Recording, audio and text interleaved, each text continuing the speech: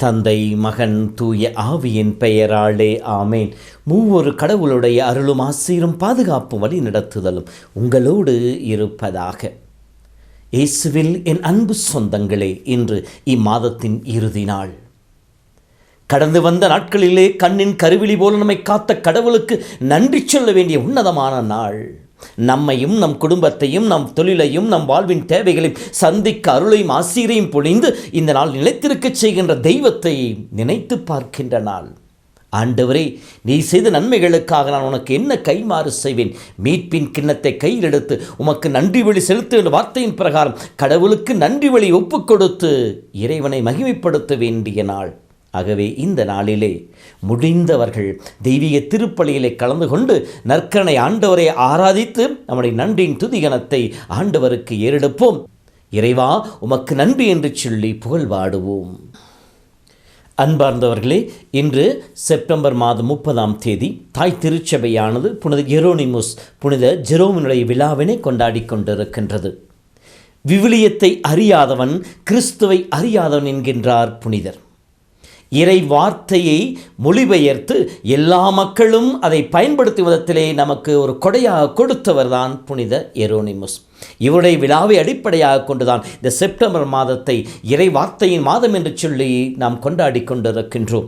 இந்த மாதத்திலே எத்தனையோ வினாடி வினாக்கள், விவிலிய போட்டிகள் இதில் பங்கெடுத்து இறைவார்த்தை ஊன்றி படித்த வார்த்தை தியானித்து, தியானித்த வார்த்தை வாழ்வாக்க திருச்சபை நமக்கு அழைப்பை விடுத்திருக்கிறது. இயேசுவை அறிய வேண்டும், இயேசுவை பற்றி அறிவிலை வளர வேண்டும் என்கின்ற நம்முடைய சிந்தனைக்கு, நம்முடைய ஆசைக்கு ஒரு உணவு கொடுக்கும் விதத்திலே, தீனி போடும் விதத்திலே அமைவது, இயேசுவை அறிந்து கொள்ள நமக்கு துணை புரிவது இறை வார்த்தை.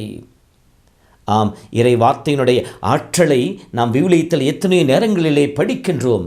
இந்த இறை வார்த்தையின் மேன்மையை பற்றி நாம் பார்க்கின்ற பொழுது எபிரேயர் புத்தகம் 4:12 ஆண்டோடைய வார்த்தை உயிருள்ளது, ஆற்றல் வாய்ந்தது, இருபக்கம் கருக்கு வாய்ந்த, எந்த வாளினும் கூர்மையானது, உள்ளத்தின் உள்ளாலம் வரை ஊடுருவி பாயக்கூடியது என்று சொல்லப்படுகிறது.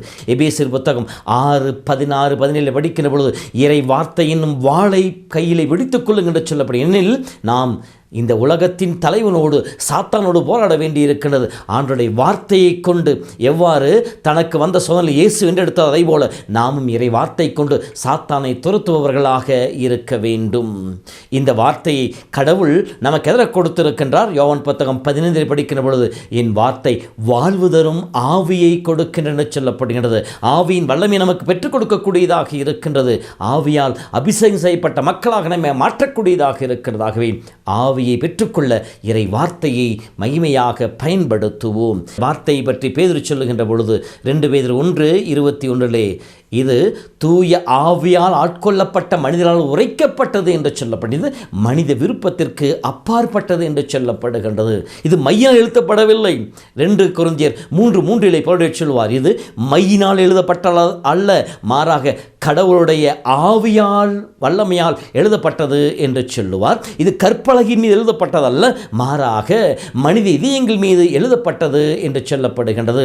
எதற்காக? இந்த தூய ஆவியின் வல்லமையை பெற்று கடவுளுடைய ஆற்றலோடு மனித இதயங்களில் எழுதப்பட்ட வார்த்தை எதற்காக என்று சொல்லி பார்க்கின்ற பொழுது 2 தீமோத்தேயு 3:14 பவுல் சொல்லுகின்றார், ஆண்டவருடைய வல்லமை பெற்றிருப்பது இந்த வார்த்தை நம்மிலே வருகின்ற பொழுது அது கற்பிக்கின்றது, கண்டிக்கின்றது, சீராக்குகின்றது, நேர்மையாக வாழ நமக்கு பயிற்றுவிக்கின்றது, நம் வாழ்வை பயனுள்ளதாக மாற்றுகின்றது என்று சொல்லப்பட்டிருக்கின்றது.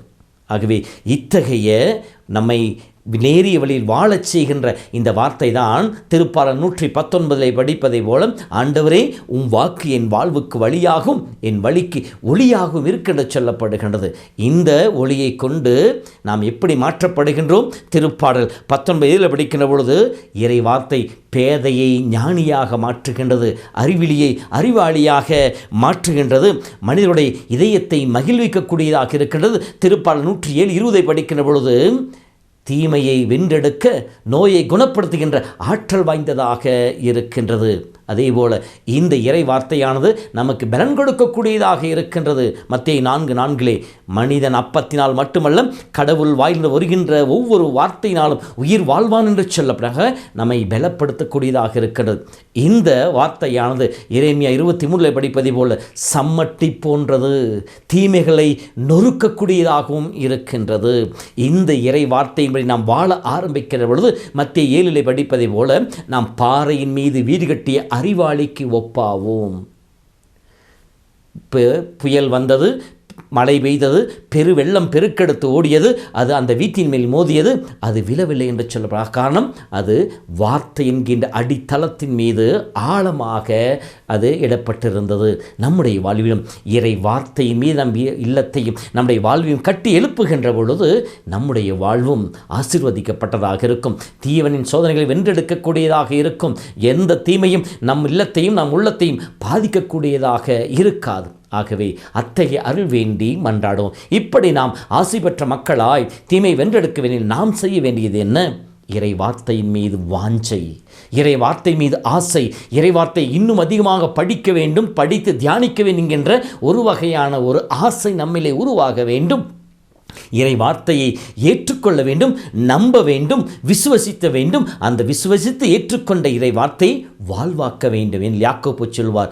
இறை வார்த்தை வாசிப்பவர்களாக இருந்து மட்டும் உங்களை ஏமாற்றிக் கொள்ளாதீர்கள், மாறாக அதை வாழ்ந்து காட்டுபவர்களாகவும் இருங்கள் என்று சொல்லுவார்.